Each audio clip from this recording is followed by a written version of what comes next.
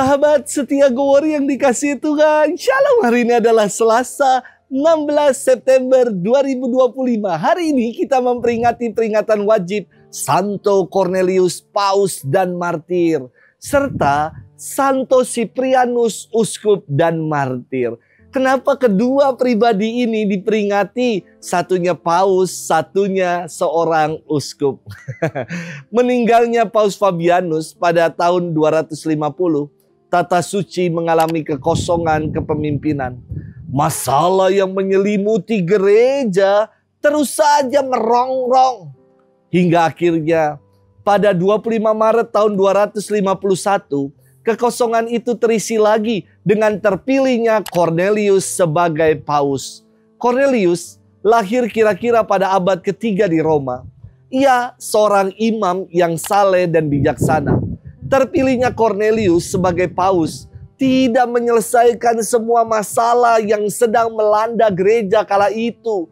Gereja terus saja dirongrong baik dari internal maupun dari eksternal.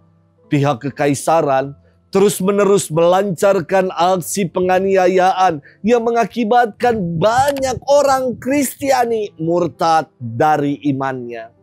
Dalam tubuh gereja sendiri, banyak ajaran bidah-bidah yang merusak sendi-sendi kehidupan religius.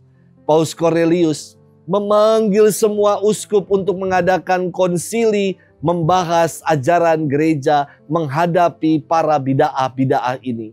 Paus Cornelius ditangkap pada tahun 253 dan dibuang ke Civita, sebelah utara kota Roma.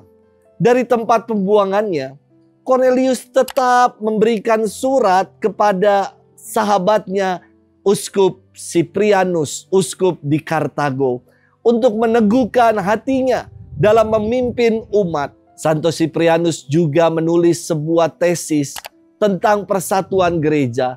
Topik yang diangkatnya itu tetap menjadi topik penting sepanjang masa termasuk sekarang ini. Paus Cornelius wafat pada tahun 253 dan Uskup Siprianus wafat dengan kepalanya dipenggal di Kartago pada tahun 258. Peringatan kedua orang kudus ini dirayakan bersama untuk mengingatkan kita akan pentingnya menjaga persatuan gereja.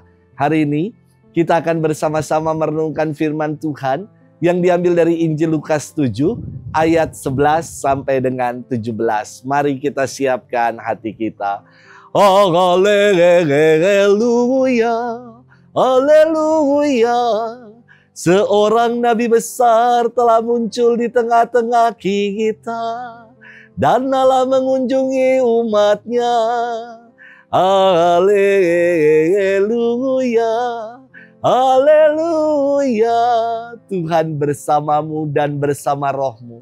Inilah Injil suci menurut Lukas. Dimuliakanlah Tuhan. Pada suatu ketika pergilah Yesus ke sebuah kota bernama Nain. Para murid serta banyak orang pergi bersama dia. Ketika ia mendekati pintu gerbang kota, ada orang mati diusung keluar, yaitu anak laki-laki tunggal seorang ibu yang sudah janda. Banyak orang kota itu menyertai janda tersebut. Melihat janda itu, tergeraklah hati Yesus oleh belas kasih.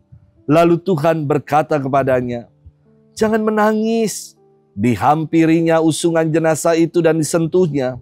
Maka para pengusung berhenti. Tuhan berkata, "Hai pemuda, aku berkata kepadamu, bangkitlah." Maka bangunlah pemuda itu, duduk dan mulai berbicara. Yesus lalu menyerahkan kepada ibunya. Semua orang itu ketakutan dan mereka memuliakan Allah sambil berkata, "Seorang nabi besar telah muncul di tengah-tengah kita dan Allah telah mengunjungi umatnya." Maka tersiarlah kabar tentang Yesus ke seluruh Yudea dan ke seluruh daerah sekitarnya. Demikianlah sabda Tuhan. Terpujilah Kristus.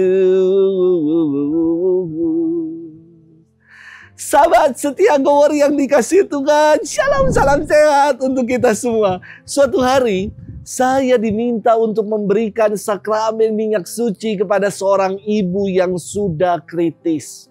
Anaknya sambil nangis-nangis mengatakan, Romo, tolong Romo, sembuhkan mama saya Romo, tolong kasih tahu sama Tuhan Yesus supaya mama sembuh Romo.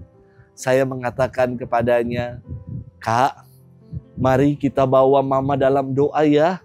Lalu saya memberikan sakramen pengurapan suci kepada ibu itu. Setelah sakramen perminyakan saya berikan, saya mengajak anaknya untuk berdoa 3 kali salam Maria.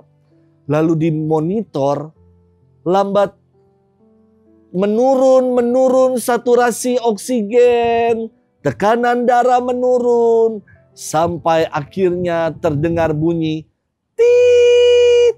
Tanda ibu ini telah menghembuskan nafasnya. Segera dilakukan tindakan-tindakan CPR dan lain-lainnya. Dan akhirnya dokter menyatakan ibu ini telah meninggal. Anak ini histeris dan mengatakan kepada saya, Romo, tolong hidupin mama, Romo, tolong hidupin mama. Saya pun tak kuasa menahan air mata dan hanya bisa mengajak anak ini untuk merelakan mamanya agar mamanya bahagia bersama dengan Kristus. Sahabat setia Gowor yang dikasihi Tuhan, dalam firman hari ini Yesus membangkitkan seorang pemuda di Nain. Yang menarik untuk kita renungkan adalah nggak ada orang yang datang untuk meminta kepada Yesus agar ia membangkitkan pemuda itu. Namun yang diceritakan, hati Yesus tergerak oleh belas kasih. Menyaksikan seorang ibu yang sudah janda menangisi anaknya yang telah mati. Yesus menghampiri iring-iringan jenazah itu dan berkata, jangan menangis ibu. Dan segera Yesus menuju ke usungan jenazah pemuda itu dan mengatakan, bangkitlah, aku berkata kepadamu, hai pemuda, bangkitlah. Dan bangunlah pemuda itu, lalu duduk dan mulai berbicara.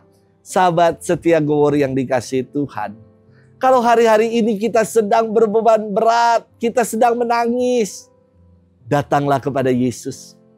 Ia akan mengusap setiap tetes air mata kita. Dan ia bersabda hari ini kepada kita, jangan menangis. Ia juga bersabda kepada kita, bangkitlah. Hatinya yang selalu berbelas kasih dikaruniakan untuk kita.